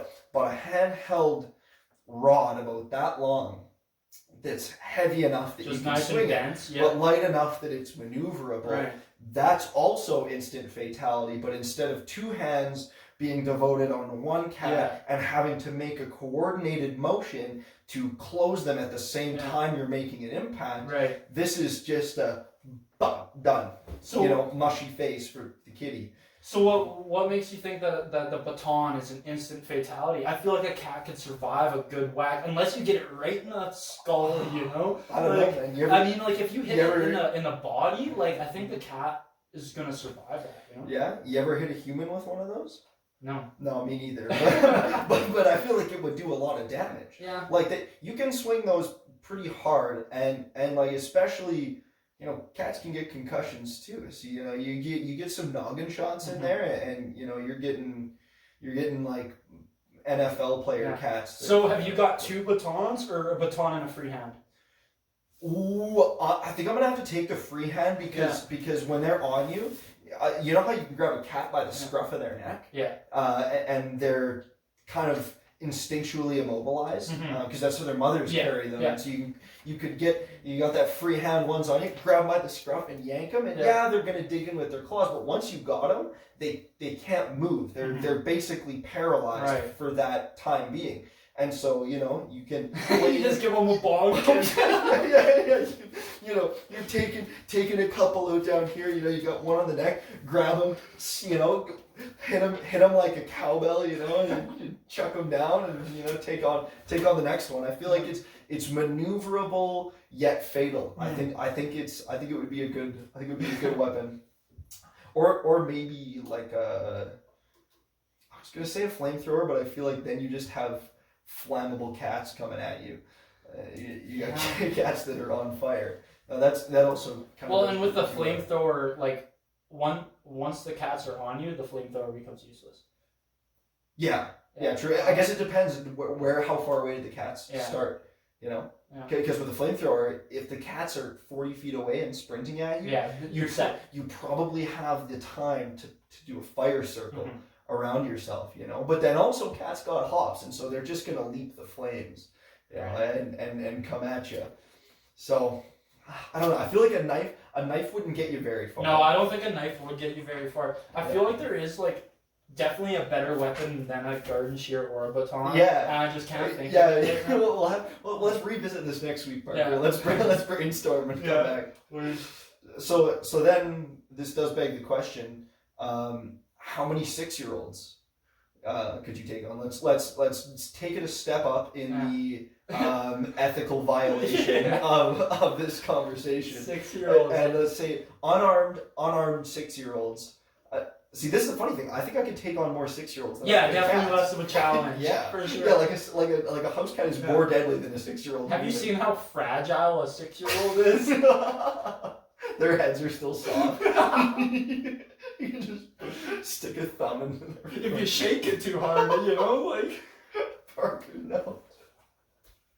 You just said bye-bye to your work career right there. Don't shake the baby. That's incriminating material. Again, hypothetical, folks.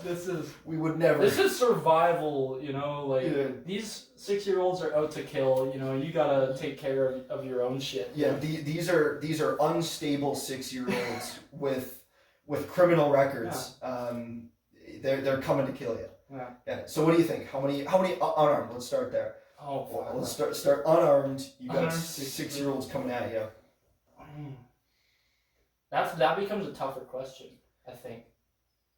See, but there's more complexity to it because a 6-year-old hasn't developed the killer instinct that a house cat has, and so does a 6-year-old know how to hit a critical point on your body? Does a 6-year-old know to go for the neck? I don't think so. I want to say it's at least double digits,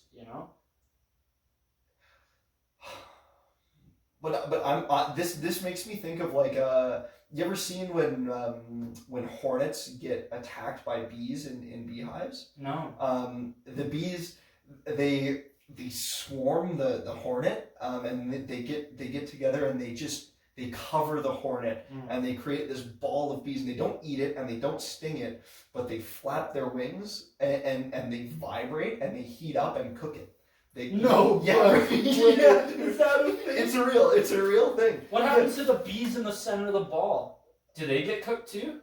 No, man. The bees can withstand the higher temperatures. It's like a collective effort. I mean, I'm sure some of them actually do die, but that's the nature. Bees are like pretty communist. Like they're sacrificial for the greater benefit, right? And so I feel like there's maybe I mean the bees don't die, not very many of them at least. And even if they do, I think the bees are like chill with that.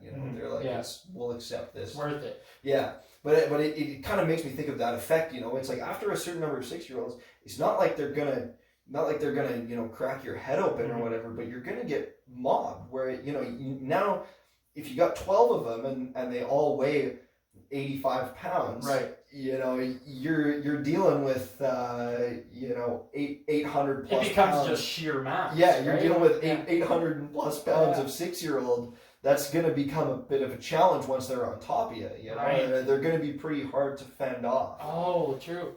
So, but I mean, it depends. Like, are 6-year-olds going to be able to get to the point where they're on top of you? Well, that's the thing because I feel like I could hit one of their mushy heads and I mean, you just do a swinging fist in a circle a couple times. I feel like you got it taken care of. True, or grab one by the ankles and just start spinning and use it like a helicopter and just hold them at. What's your weapon of choice? 6-year-old. Yeah. So really all you got to do is incapacitate one of them and then use that as your weapon. Right. Or this one's a little darker, but you could get a limb and use it as a baton. If you can, get it at the elbow, and just just use a forearm. I mean, getting that elbow free is a real challenge, right? I mean, like I said, they're still soft. They're malleable. You put a foot down. And, you grab both ends. You apply a little pressure, and it's like the sword in the stone. You yank it up. I feel like it's. I feel like for me, it's probably like a 5 or a 6. Really? Because I could get a couple right off the bat. And I would still have a low enough number of 6-year-olds that I could then just start taking them, kind of one by one, and the others wouldn't be able to do enough to me in that time. I think as soon as you get above that number where they can overwhelm you while you're trying to wipe out one. Right. The other thing is little kids cry and have no pain tolerance, and so they get a paper cut and it's game over for 20 minutes, and so it depends on how extreme that killer instinct is. Whether if they're hitting that fight or flight, then your chances are a lot worse. But if they're just being 6-year-olds, I feel like just one good heel to the chest. And so another question is the goal to get out alive, or is the goal to finish the job?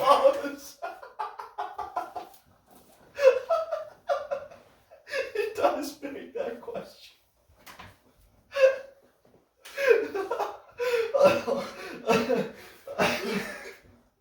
Oh man, I never considered that. I think the goal would probably just to get away alive. Okay, get away alive. I think so. I think the number increases in that scenario. Yeah. Well, getting away alive, I feel like I could. It depends again on the angle of which they're coming at you. If they all come from one place, you can just run, and the 6-year-olds will never get you. Yeah. But here's an interesting one. I heard this on Two Bears One Cave. They were talking about if there was a snail, and as soon as that snail reached you, he could kill you. And that snail knows where you are all the time. Oh wow. And that snail is coming for you. Do you think you would be able to live the rest of your life? Do you think you would get away from the snail, or do you think the snail would get you? I mean, there's an easy solution to that question, right? Kill the snail? Well, I guess, yeah. I didn't think about that. Also, So we're in North America right now. We're in Canada. Yeah. Move to Europe. Yeah, the snail's just Job gonna done. slowly make its way to the airport, and then it's gonna slither in, go onto the tarmac, and when the plane is stopped, it's gonna come up one of the legs, and it's gonna hop in the baggage compartment. Oh and it's shit! gonna So the snail has intelligence. Oh, the snail knows where you are, and it knows how to get to you. Okay, Yeah. weird. Yeah. Okay, so then it becomes a hard question. Yeah. You kill the snail. Yeah, I mean that's where I go, but Yeah. you can. It's immortal snail. Oh, it's an immortal snail. Yeah. I think it's getting me, bro. Especially if that motherfucker knows how to get in cars. Okay, so here's another question. So the snail is coming after you, right? And your plan is to spend the rest of your life on a sailboat. Yep. In the ocean. What's the snail's move? Snail's got no move. Right? That's an effective way, but I don't think you can practically do that. I think you got to go to land and you got to get. Well, I mean, you can port, right? As long as you're not porting in the same place, Yeah. For like 6 weeks in a row, you can port and stay in a city for, Realistically, 3 weeks, probably. Realistically, though, Parker, do you have the means to do that? Oh, we're getting into financials as well, are we? Okay. We're talking within your capacity right now. Like as is. Yeah. Interesting. Yeah. Because Bert's answer was no. Bert's answer was the snail's not getting him because as a stand-up comedian, he's traveling, right, all the time, and he's always on the move, and so that snail's not getting to him right, because in his life that's what he does. Yeah. For you and I, if we knew the snail was coming, I don't think I have the means to actually truly evade the snail. And at what cost? Really, I feel like you would do this for like 2 years, and then you'd be like, I don't want to do this anymore. Take me, snail. Mm-hmm. I don't want to go the rest of my life on this boat. Yeah. And you'd give in to the crustacean pleasure. Yeah. So what's stopping a guy from snail-proofing the house? Oh, fair enough. Fair enough. You snail-proof the house, and then say theoretically, that's a challenge. Snail's outside your front door every day. Yeah. You just fucking hop over it, and off you go on your duties. You know. Yeah. Yeah. True. Snail-proofing the house does seem like it does seem like a bit of a challenge though, because you need air, and it's. Well, how big's a snail? Well, I mean, you seen a snail? I mean, aren't they like an inch tall? That's a pretty big snail. Oh, that's pretty big snail. I mean, at least for around here. If it's an Alberta snail, it's probably smaller. Okay, word. But I do feel like it would be a challenge to snail-proof a home, unless you engineered like an air interlocking system where you could bring in fresh air through an airlock and like keep the snail from. Well, I mean, we got screens. Getting in, you could use like a very fine. Yeah, you got screens screen that snails can't on fit your through, intake, right? And then close the door. Use that for fresh air. I mean, you could snail-proof the house, and I do think I could afford to snail-proof. Yeah, I mean, for what's on the line, right? Yeah. I mean, I'll go drop $1,000 on snail-proofing materials, right? Yeah. Yeah. The only danger is you're going to work. You're going to work and that snail knows you're there, and then snail's like, oh, I'm just gonna catch the bus over to Parker's work, and it hops out a block away, and it does that at 9 a.m, and you're sitting at your desk and you can't get your boss to snail proof. Well, and how intelligent is this snail? Like, is this snail like, okay, I know I can't get into the house because the house is snail proof. This is like a GPT-3 snail. This is a GPT. So this snail like knows like, okay, house off limits. I gotta catch him elsewhere, so we go to work. True, the snail analyzes your patterns and waits for you at your desk. I think the original question was the snail just chases you. Okay, the snail is just trying. The snail is trying to. At least that's the way I interpreted it. So I guess you snail proof the house, and then you take a vacation, right? You let the snail get to the house, right? Yeah. So week or two, whatever it takes, snails at the house, and then you move far away enough, you live far away enough from work that in your 8-hour, 10, even 12-hour shift, snail can't make it. Yeah. Yeah. Then you're Aren't you in good shape? I think you are. Yeah. Well, I think you are in good shape. Yeah. I that's some outside of the box thinking. Yeah. I like that. I find hypotheticals like But this really that's fun to talk with about. the assumption that the snail cannot predict. And Yeah. you know, and like, Yeah. you're like, okay, how's that gonna work? Like, dumb snail but knows where you at, Yeah. Yeah. then you're fine. Oh, dude. I was watching this thing about a certain kind of spider the other day. I wish I knew the name of the spider. I hate mentioning stuff like this and then not being able to name what it is. But there's a spider. It's a jumping spider, and it's really, really bright. It's a smart spider. Right. And what it does to kill it, it's a spider-eating spider. And this spider has kind of three main advantages. It's got a jump, which not all spiders have. It has very good eyesight. So it can see in 3 dimensions quite well. It can understand a 3-dimensional space in a way that most insects can't. And then it's really intelligent. It thinks multiple steps ahead. So you can't remember the name of the spider. Do you know where it's found? I want to say like Central South America. Okay, word. I could be wrong. The tropics. I could be wrong on that. But this is a real spider. Okay. This is a spider that exists. And it's the video that I saw that was in quite like rainforesty terrain, so I don't think they're here.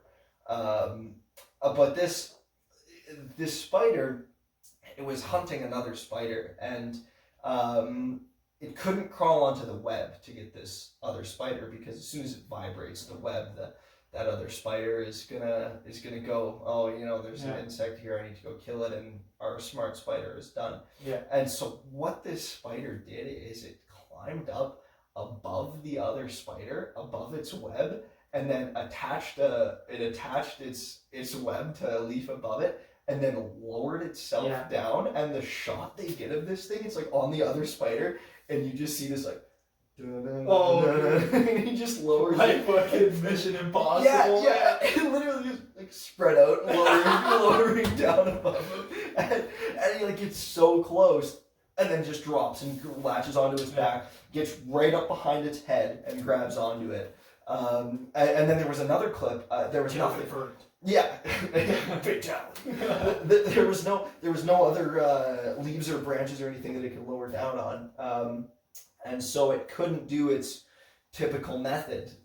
It's what it did is it went up and it took its arms and it starts plucking the web like guitar strings of this other spider, and it stays very still and it just flicks the edge of this web to vibrate it, which makes this other spider think that there's an insect down there to go eat that's stuck in the web, and it imitates it in a way that an insect trying to get out of the web would, which is crazy for a spider. The fact that the spider is that intelligent is crazy, but this other one just comes right to it and it just jumps on its face. Wow. And kills it. That's unreal. Yeah, dude, pretty cool. I wish I knew exactly what the spider was, but yeah, pretty neat stuff. Yeah, that's really cool. How neat is that? That's pretty neat. Thank you for not leaving me on that. I always get scared. I always get scared with references like that. You know, it's gonna go over everyone's head, and you're like, oh, I just sound like an idiot. We've been pretty good with references so far. I feel like we've got most of them. You know, even outside of the podcast, I think you and Otto and myself are pretty good. Yeah. For reference, Otto is the other bandmate. Yeah. We haven't brought that up yet. Yeah, the 3 of us play a couple shows here and there. The three amigos. So this is a good segue. Yeah. What inspired you to start playing music, Parker? Oh geez, I don't know, because I started so young. That's true. You did start very young, and you stopped. I started. I played guitar from, I want to say 8 to 12, something like that. And I really enjoyed it. Yeah, I had my basic open chords kind of thing. I had my G, my C, all that stuff. Power chords. Hard to do with little hands. I kind of knew the basics of scales and whatnot. Yeah. And I really enjoyed it. I was creative right from the get-go with guitar. Like I didn't want to learn songs. I wanted to play my own stuff, right? Yeah. And then I'm not sure exactly what it is. I think life probably just got busy, and I just didn't pick up the guitar for a long time. And I mean, I say I didn't really play from 12 to 17, But I mean, I pick it up, now and again. Oh yeah, like play a couple strings and whatever, like once a year maybe kind of thing. And then 17 years old, picked it back up again. But yeah, no, like what inspired me to get into guitar, I have no clue. I think it was my dad listened to a lot of rock music.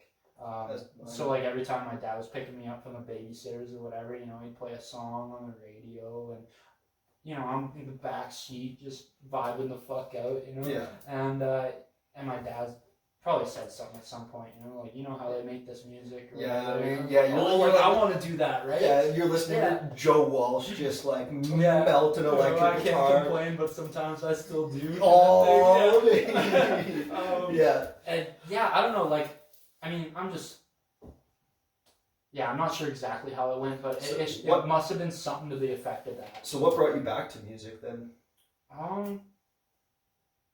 I don't know. It's always kind of like I've always been musical. Like I had a huge stint with keyboard as well, right? And drums as well.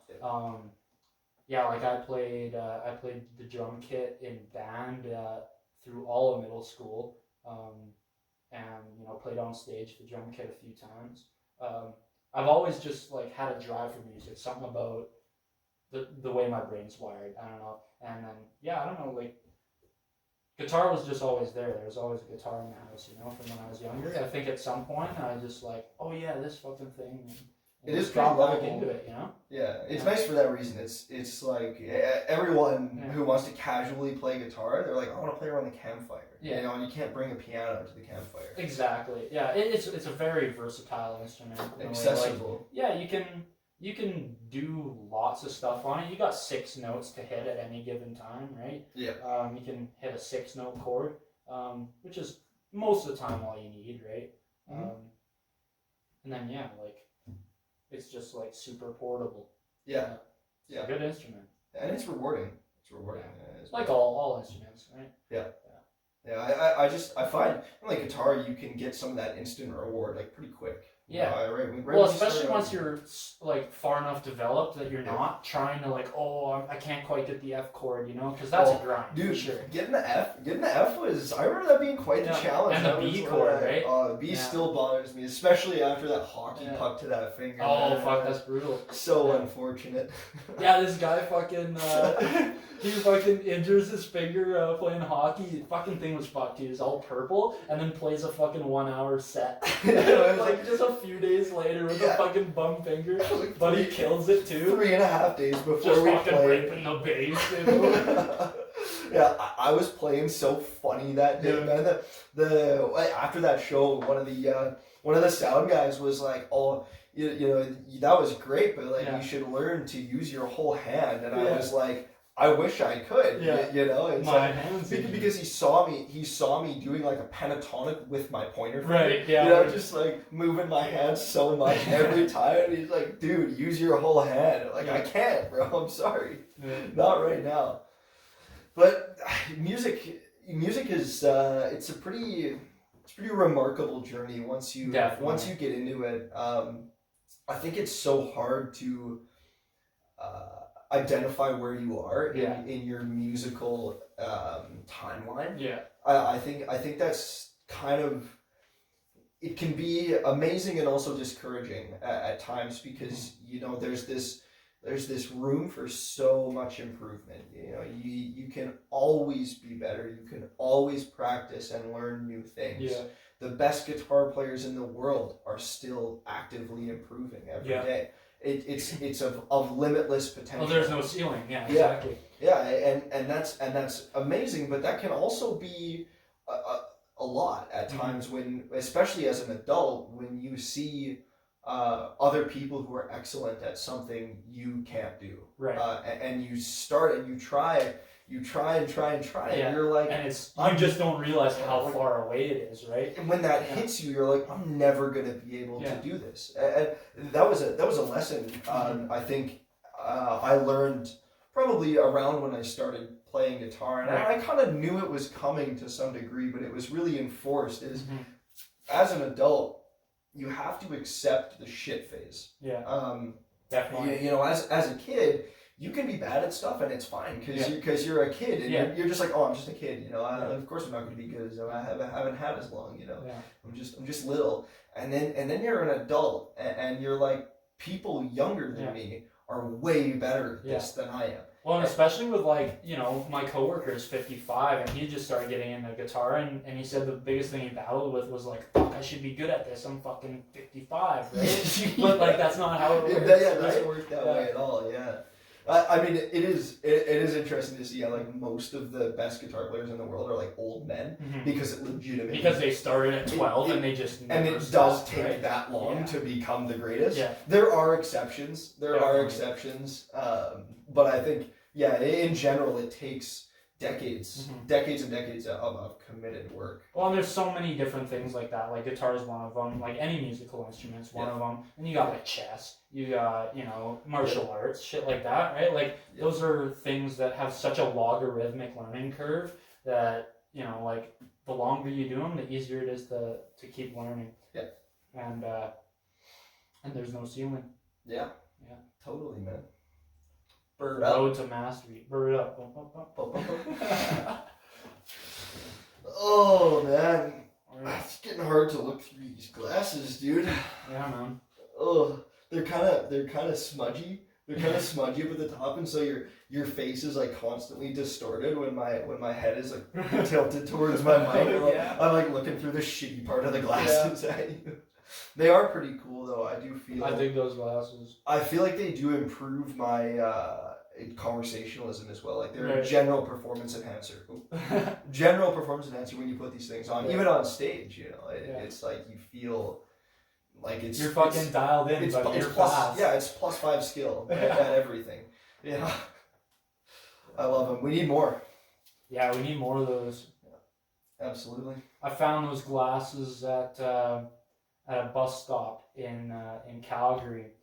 They had a little Velcro strap on them that was too small for any adult's head. And so, I snipped them off and, gave them a good wash, sanitized them and attached a rope to them. And now here we are. I really like how the Velcro being too small for any adult is a barrier, but the glasses themselves being too small for any adult is not. No. That doesn't matter. As long as you can get them on your face, it doesn't matter how big. Well, that's why they're so great. Like they just form a vacuum seal, I mean, you're sitting around the campfire, smoke's blowing in your face. You fucking tighten those boys up. And the eyes no longer sting. Yeah. Oh yeah. You got just a fucking vacuum seal. You're getting moldy, fucking eyeball air. Yeah. It's getting moist. Oh. So where are we at, Calvin? I think we're probably. I mean, we've been ripping this podcast for a fair amount of time. We're getting pretty close to 2 hours at this point. Are we? I think we might be over, honestly. Really?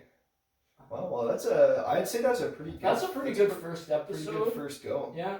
I think I really do like the concept of deep dives. Yeah, definitely. And there's podcasts like Stuff that's run by iHeart, and they do deep dives on like a specific subject, and they're really smart guys, and they can really get into it. So obviously it's not the same exact thing, but I think taking subjects that we find interesting, that we believe listeners will getting to the bottom of them best we can, Yeah, exactly. And along with forming our own conspiracy fringe theories along the way, and outsmarting sentient snails. I feel like there is potential in diving into a pretty wide variety of topics. Yeah, dude. That was a lot of fun though. Yeah. We need Otto. Yeah, man, we gotta get a podcast with Otto soon here. Yeah. As soon as he's back from his trip, we'll do a little episode, I think. And I also would like to bring on my sister. I know that'd be awesome. We talked about this beforehand, but my sister is a published researcher and a very, very smart gal who works in healthcare and is going to med school. So she would make for some pretty interesting conversation. That'd be an awesome conversation. And that's a unique deep dive too. She knows more about her research than anyone else in the world. Yeah, so that's fucking wild shit. It's pretty impressive. It's pretty impressive. Here I am just being a degenerate talking Yeah. about snails. No, fucking capitalism was bad. Yeah, 6-year-olds got squishy heads. But yeah, I feel like we got some good potential, man. That for sure. That was good. All right, let's call it there. Let's wrap it there. Thank you for listening. Any of you, if you did listen, tune in next week. We'll be back. Word up. Love you.